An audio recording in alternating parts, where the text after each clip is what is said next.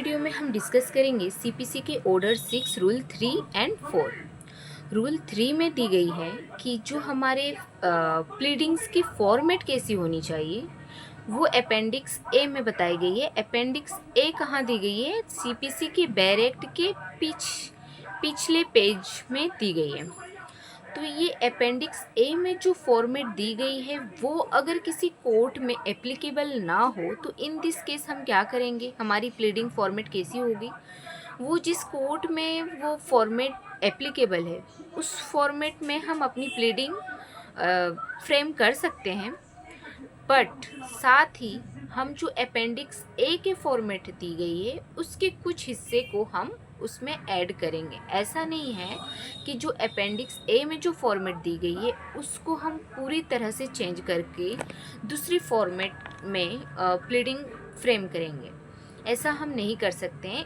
Appendix ए के कुछ हिस्से को हम लेकर उस प्लीडिंग को फॉर्म कर सकते हैं जो एप्लीकेबल है उस कोर्ट में, या फिर हम पूरे अपेंडिक्स ए की जो फॉर्मेट है उस फॉर्मेट में अपनी प्लीडिंग कर सकते हैं। ये रूल 3 में दी गई है। रूल 4 में क्या दी गई है कि हमारा जो प्लीडिंग होगी, अगर किसी गंभीर केस आरोप लगाए जा रहे हैं किसी पार्टी के अगेंस्ट, तो इन दिस केस हम क्या करेंगे, उस आरोप के डेट, समय, वो किस विषय वस्तु से रिलेटेड है, वो सारी डिटेल्स हमें मेंशन करनी होगी।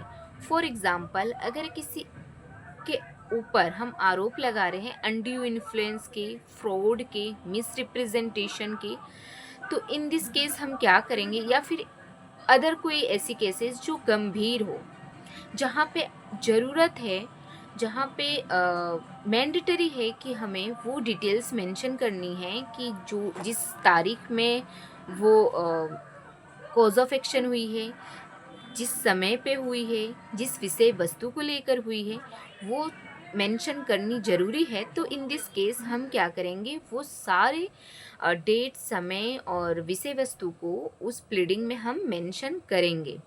ये रूल 4 में बताई गई है। अब हम इसे देखते हैं डायरेक्ट लैंग्वेज में क्या कहती है। Order 6 rule 3 forms of pleading. The forms of Appendix A when applicable and where they are not applicable।